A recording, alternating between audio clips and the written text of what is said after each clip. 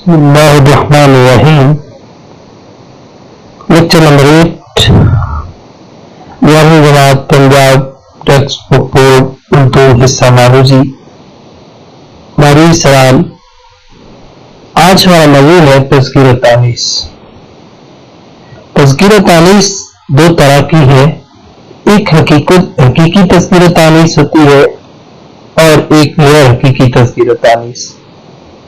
حقیقی تذکیر تانیث جس میں نر اور مادہ کا تصور موجود ہو حقیقی تذکیر تانیث کہلاتے ہیں. جیسے مرد، عورت، میاں بیوی، بچہ، بچی. اور دوسری تذکیر تانیث غیر حقیقی تذکیر تانیث ہوتی ہے. غیر حقیقی تذکیر تانیث سماعی ہوتی ہے اور اہل زبان نے جس لفظ کو مذکر استعمال کیا ہو وہ مذکر اور جس کو مؤنث استعمال کیا ہو وہ مؤنث بولے جاتے ہیں. غیر حقیقی تذکیر تانیث میں چند ایک چیزیں شامل ہیں. مثلا تمام نمازوں کے نام مؤنث بولے جاتے ہیں.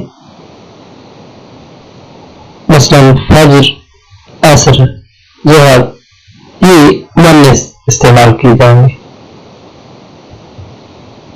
اسی طریقے سے تمام آوازیں جو ہیں وہ مثلا کائیں کائیں وغیرہ یہ مؤنث بولی جائیں گے.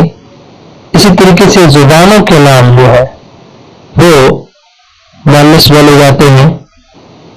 اردو، انگریزی، فرانسیسی جتنی بھی زبانیں ہیں ان کے نام مؤنث بولے جاتے ہیں.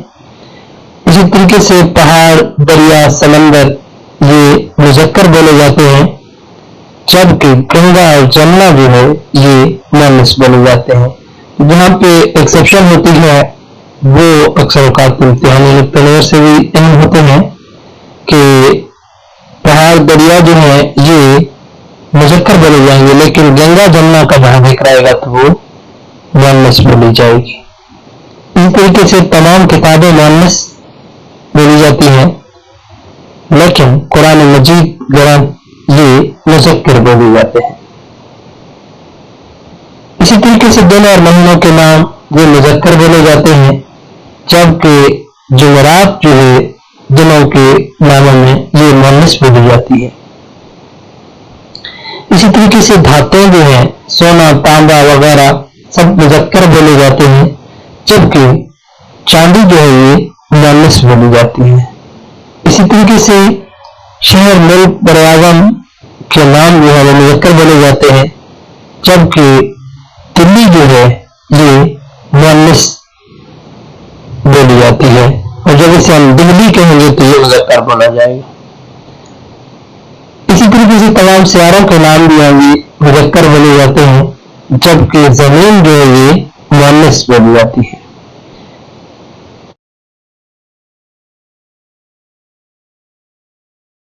مذکر کی یعنی اب کچھ علامات کو دیتے ہیں کہ جن سے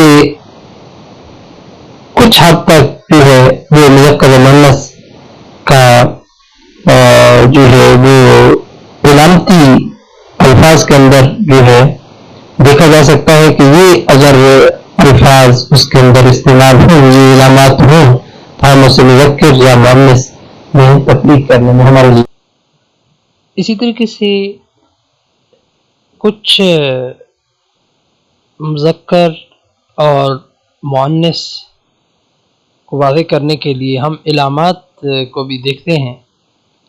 مذکر کی علامت الف یا ہے اگر لفظ کے آخر پر ہو تو وہ مذکر کی علامت سمجھا جاتا ہے. چولہا، گھڑا، پیشہ، حقہ. اسی طریقے سے عربی مصادر مذکر میں شمار ہوتے ہیں، انعام، مباحثہ. اسی طریقے سے اردو مصادر بھی مذکر گنے جاتے ہیں، جانا، آنا، گانا. اسی طریقے سے بناؤ، جلاؤ، وزن پر جو مصادر ہیں وہ بھی مذکر، مثلا چناؤ وغیرہ. پن جس کے آخر پر آتا ہے مثلا وہ بھی مذکر میں، بچپن، لڑک پن.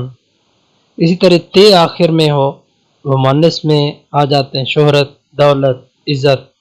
اسی طریقے سے شین آخر میں ہو مؤنث میں آ جاتے ہیں بخشش، رنجش وغیرہ. تو یہ علامات سے بھی ہم ان کی تذکیر و تانیث کو مذکر یا مؤنث کو واضح کر سکتے ہیں. تذکیر و تانیث کے زمرے میں رکھ کر چیزوں کے درمیان میں تفریق کر سکتے ہیں.